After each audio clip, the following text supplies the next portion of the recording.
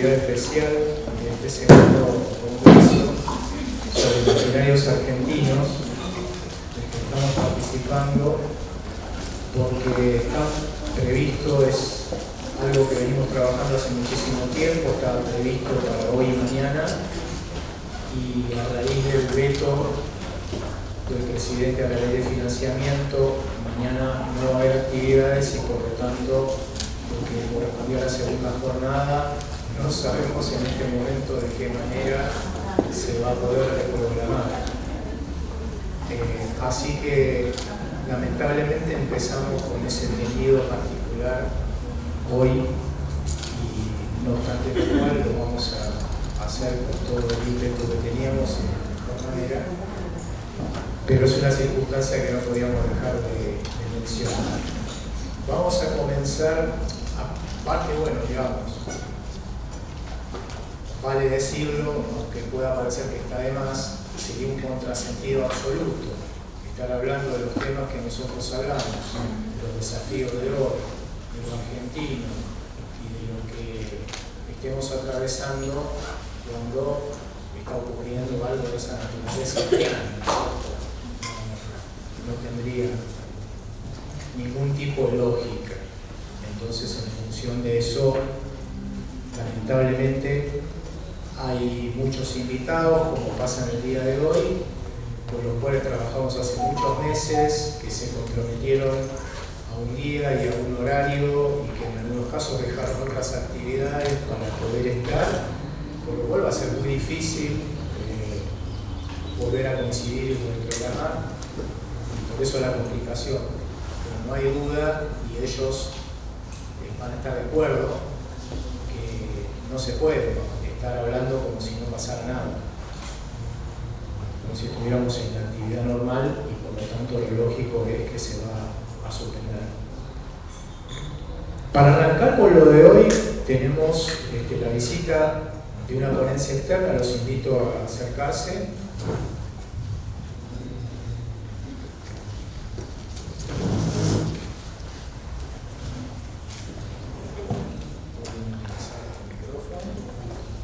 Les voy a pedir que se presenten, primero que nos cuenten la institución de la que provienen, lo que hacen, que luego nos cuenten el título de la ponencia y tenemos 10 minutos para que ellos nos expongan y luego unos minutos para abrir a preguntas, intercambios, diálogos y demás. Hola, ¿qué tal? ¿Me escuchan? Bueno, me llamo... Cuanto más cerca te lo pongas, más cerca. Ok, ay, que me da un poco de... Sí, claro, torcido y cerca. No estoy acostumbrada a hablar con micrófonos. Bueno, me llamo Ana, él se llama Johan, somos antropólogos sociales. Yo estudié en la Universidad de Buenos Aires Antropología y ahora soy becaria doctoral también en el mismo área de investigación. Él estudió antropología también, pero en la Universidad de... Bueno, muy buenos días, profesor Urbano. Muchas gracias por invitarnos acá a participar. Mi nombre es Johan Zaire, yo soy también antropólogo como Ana y a diferencia de ella yo no soy egresado de la UBA, yo soy egresado de la Universidad Nacional San Antonio Abad del Cusco, que queda en Perú, y vengo acá a Argentina a realizar una maestría en intervención social en la Facultad de Ciencias Sociales de la UBA. Ahí es donde me conocí con mi compañera investigadora ahora y decidimos hacer varios trabajos, sobre todo enfocados en la población originaria o indígena de la nación argentina, que es un tema que a mí me interesaba mucho y bueno, nos conocimos con Ana en trabajar en un espacio que ella me hizo conocer el trabajo de campo en Argentina y se empezó a aperturar un nuevo campo de trabajo etnográfico para mí que fue muy interesante.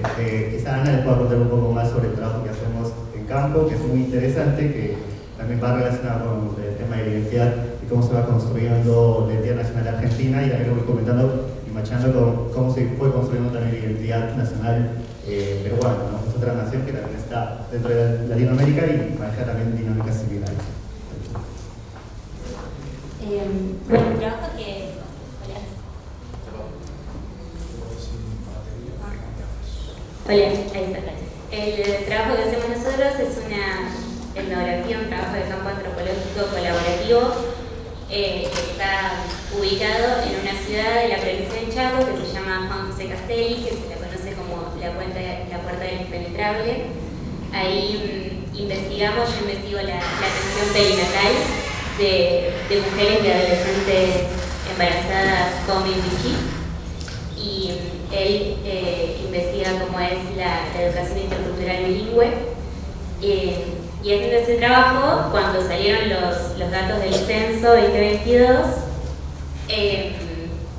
nos metimos de lleno a ver qué eran los indicadores sobre población originaria, qué daban, qué preguntaban, cómo se hacían las preguntas censales, y a raíz de eso hicimos este trabajo que lo titulamos La Nación Imaginada, Pueblos Originarios en el Censo 2022, que tiene que ver un poco con lo que venían planteando recién en la clase que estaban teniendo sobre cómo los argentinos nos imaginamos a nosotros mismos y cómo imaginamos a los otros argentinos teniendo un país tan extenso y tan diverso. Así que el objetivo del trabajo era, nosotros retomamos 3 indicadores censales sobre pueblos originarios y reflexionamos a la luz de la discusión de la construcción de la identidad nacional. Entonces, como venían diciendo, Argentina se perfila, el pueblo argentino desde finales del siglo XIX, como una nación descendiente de Europa y fenotípicamente blanca, que eso implica en términos de las poblaciones originarias, relegarlas a una exterioridad. Y cuando decimos exterioridad, eso se configura de múltiples maneras. Puede ser una exterioridad geográfica, de que son poblaciones que viven lejos, entonces no las vemos. Una exterioridad en términos temporales, como que pertenecen al pasado de nuestra nación, pero no al presente. O en términos incluso racionales, que están configurados en una configuración mental y psíquica distinta, que eso se ha dicho y se ha hecho desde la ciencia argentina también. Y esta construcción, este silenciamiento se ve reflejado en la historia de los censos nacionales, que más o menos en el siglo XIX fue el último, en el cual se preguntó sobre la cantidad de población originaria que hay, si las personas se reconocen o no como indígenas, y recién en el año 2001, o sea como 100 años después, Argentina vuelve a introducir la variable étnica como pregunta en el censo. Oye, ahí está. Bueno, nosotros somos antropólogos y no estamos muy como apegados a utilizar datos cuantitativos, disculpa.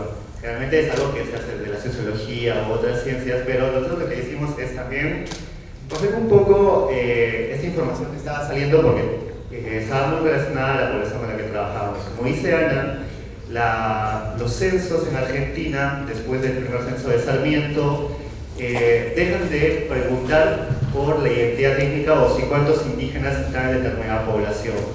El primer censo de Sarmiento, lo que él hace es hacer un conteo muy general, pero sí se los consideraba. Hay un quiebre a partir de la matriz de producción argentina, donde se empieza a desconocer a las poblaciones que viven en las afueras de las ciudades. ¿Con qué fin? Con el objetivo de entrar a estos territorios que sean despoblados, esas campañas que se hicieron en determinado momento y que a partir de ahí se desconozcan los derechos territoriales de esas poblaciones. Entonces, hay un giro, si vemos en los censos un dispositivo de poder, hay un giro en los censos para invisibilizarlos en lo que va siendo la construcción del Estado-Nación argentino. Y como menciona Ana, a partir del 2001 y ya con legislación de 1994, por ejemplo, con el reconocimiento de los pueblos indígenas y sus derechos, se empieza a visibilizar poco a poco a estas poblaciones. ¿Y qué es visibilizarlos? Es darles identidad y darles derechos, sobre todo, ¿no? Entonces, lo que nosotros estamos haciendo a partir de esto es ver, a la luz de este último censo, cómo se dio. La metodología que utilizamos fue muy sencilla y ustedes también lo pueden hacer, no es algo muy difícil. Pueden entrar a la página del INDEC y hay una base de datos que se llama el REATAM. Es una fuente en la cual tú puedes entrar y manipular los datos de manera más sencilla. Ya no es un conocimiento tampoco medio oscuro que antes se tenía que hacer con otras programaciones. Y es muy sencillo también porque te ayuda a manejar mucha cantidad de base de datos, mucha cantidad de datos que en una computadora común es algo complejo. Entonces, nosotros lo que hicimos fue coger esos datos de real-time y cruzar las variables que ahora les vamos a comentar.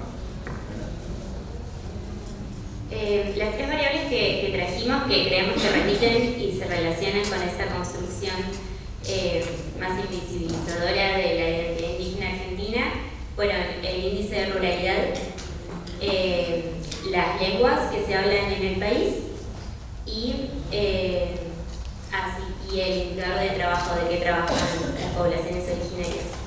El de ruralidad lo elegimos porque estaba relacionada a que las comunidades indígenas, uno supone, o el sentido común está relacionado con que viven en el campo, que viven en territorios lejanos, que tiene que ver también con toda la historia de usurpación y de las campañas militares, pero las personas que se reconocieron descendientes de pueblos originarios, el 83% afirma que vive en ciudades.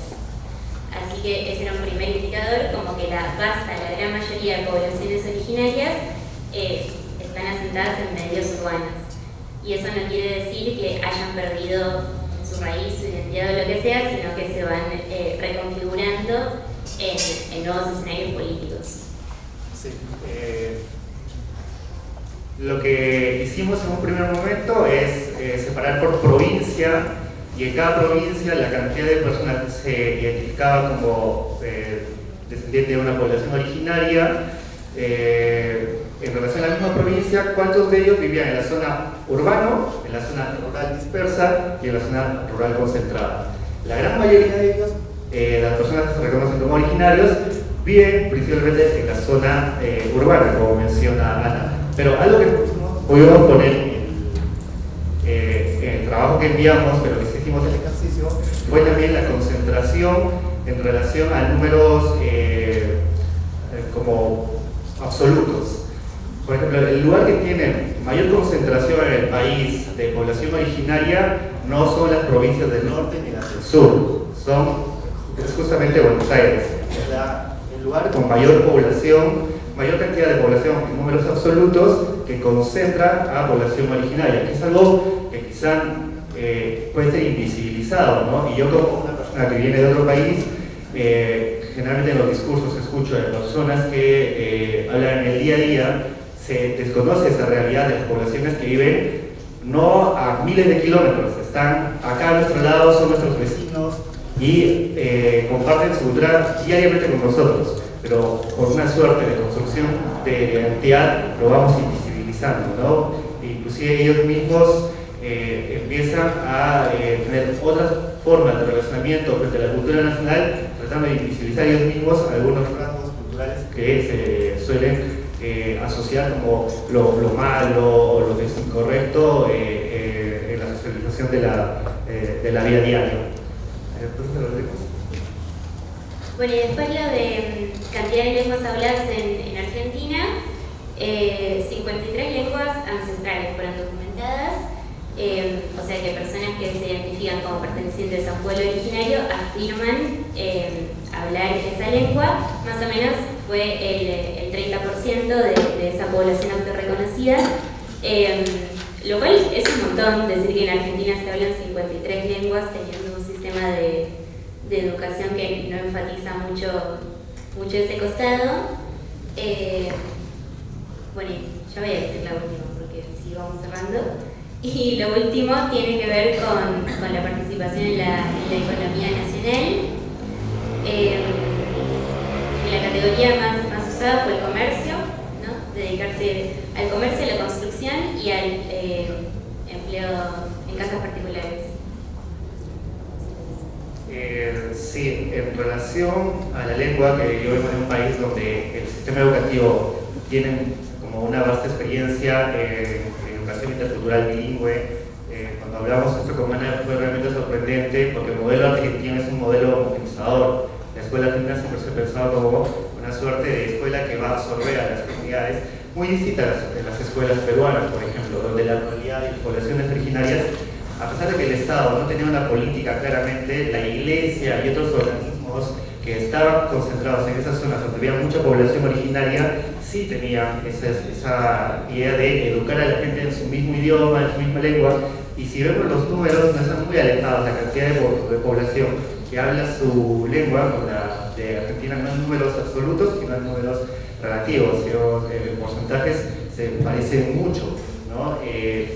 Sin embargo, también algo que hay que recalcar, que muchas de estas lenguas que son concebidas como que están desapareciendo, en realidad están produciéndose otro fenómeno, que están volviendo a explotar, ¿no? Hay inclusive lenguas que se pensaban extintas y que ahora, a partir del censo, se descubrieron que sí hay personas que lo hablan o inclusive se reconocen, no sé por la lengua, pero sí se reconocen como parte de ese grupo originario que se concebía extinto, ¿no? La exogénesis, ¿no? Que hay un texto que está en el artículo que lo colocamos como referencia.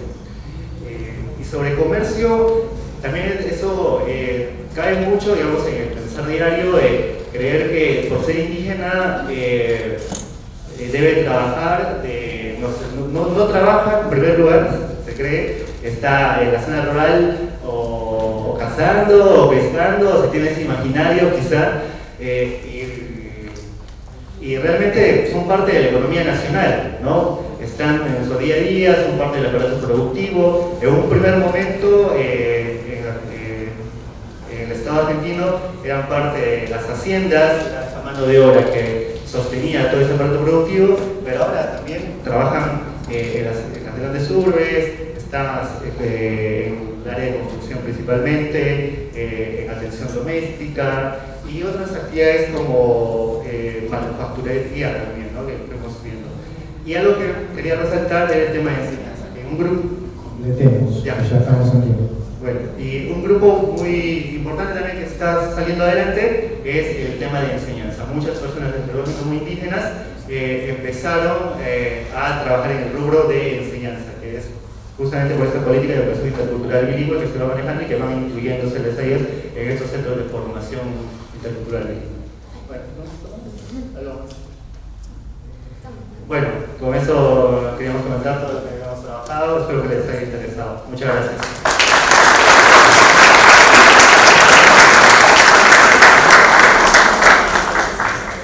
Bueno, qué interesante trabajo, ¿eh? Quédense, que a lo mejor hay preguntas. Con Campo, con Gata, Sí, mucho trabajo, muy interesante. Muy buenos ejemplos para lo que están haciendo algunos de ustedes ahora, ¿no? Que les toca hacer en la materia de curso. Bueno, pregunta, comentario. Yo tengo un par, pero primero quiero darle paso. ¿Toca acá? Sí, dale. No, primero que nada quería agradecerle a ustedes y a los...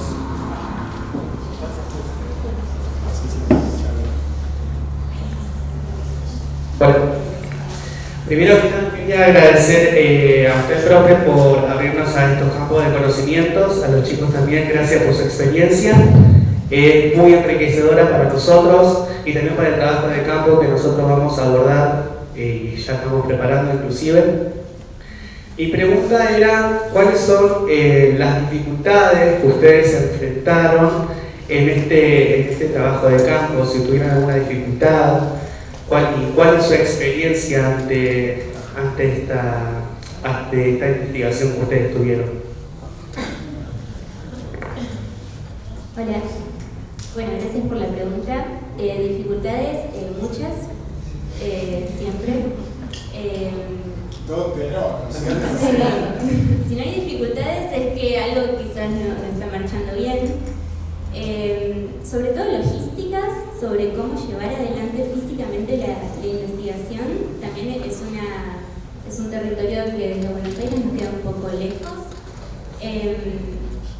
pero siempre hay alguna manera de hacerlo. Y haciendo trabajo de campo me parece que una dificultad que se puede abrir y está bueno tenerla presente es cuál es la primera persona con la que te vas a involucrar, quién es el nexo, ese informante clave que te va a llevar a posibles observaciones o entrevistas de lo que sea que a vos te interese, porque va a quedar un poco condicionado tu acceso a ese primer nexo.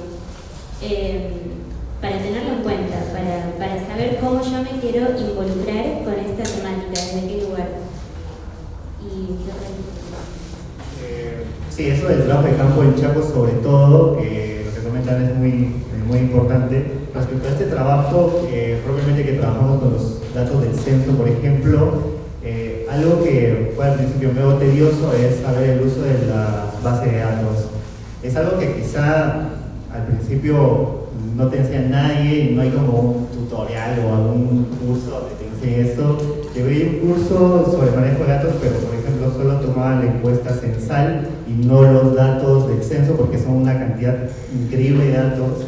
Y quizás llegar a manejar el sistema que se había comentado, que es el Redatán, que ustedes pueden entrar y jugar con las variables, los temas que les interese, hace que, digamos, sea complicada esa primera parte. Fueron muchos días de crear cosas y luego pasarlos a mapas, que también hay un sistema de QGIS que se maneja, empezamos a hacer mapas de distintas cosas, educación, salud, para ver cómo las variables se van modificando también a nivel territorial.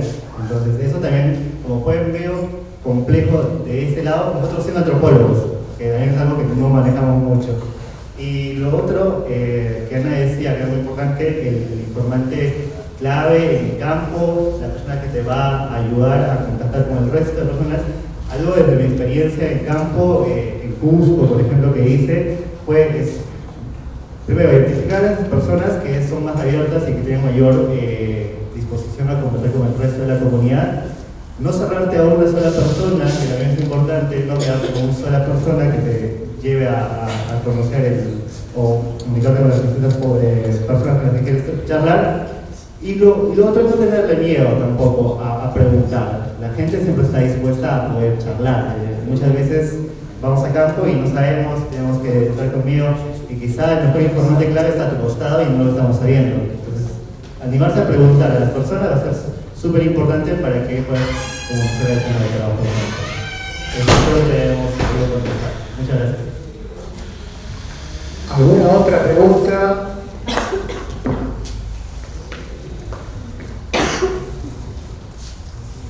Hola, buenos días. Primero quería preguntarles qué fue lo que hizo que quieran estudiar esta carrera y qué fue lo que más les sorprendió y aprendieron al estudiar y hacer este trabajo de campo en diferentes lugares. Muchas gracias. Qué difícil pregunta, porque estudiar antropología. Ya nos complicó la vida esa pregunta. Sí, sí. Todo lo que hacemos antropología preguntamos ¿por qué seguimos esa carrera? Sí. ¿O qué es la antropología? Ya. Sí. En verdad es una pregunta bien difícil. Yo te puedo decir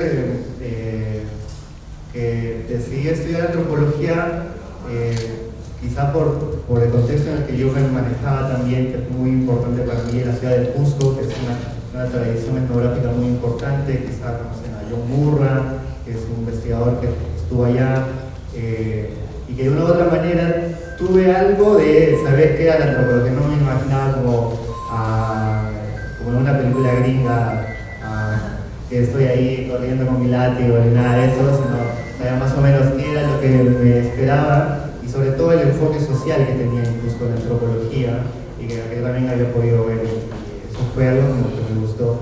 Y lo que me sorprendió fue gratamente que hacía más cosas de las que pensaba en trabajo de campo de antropología.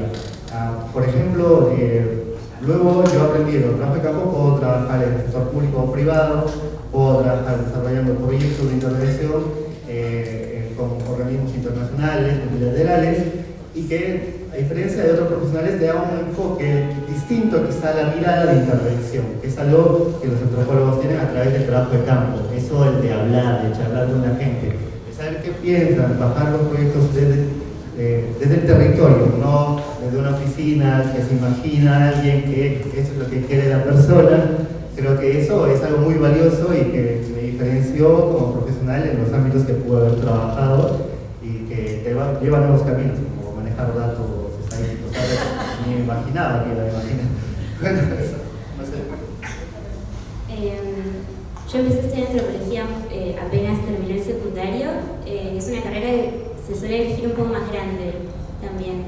Y yo creo que era una adolescente muy enojada y que quería, no sé, saber por qué las cosas son como son. Como no es natural que exista la desigualdad social, no es natural la forma en que nos organizamos como sociedad. Por natural digo como que tiene una historia detrás, tiene un sentido, tiene dinámicas sociales que pueden de diferentes maneras ir explicando por qué somos como somos. Creo que por ahí. Sí, y después me terminé encontrando con otras cosas que me gustaron mucho y me quedé. Bueno, muy interesante, ¿eh? ¿Alguna otra? ¿Listo? Bueno, muchísimas gracias.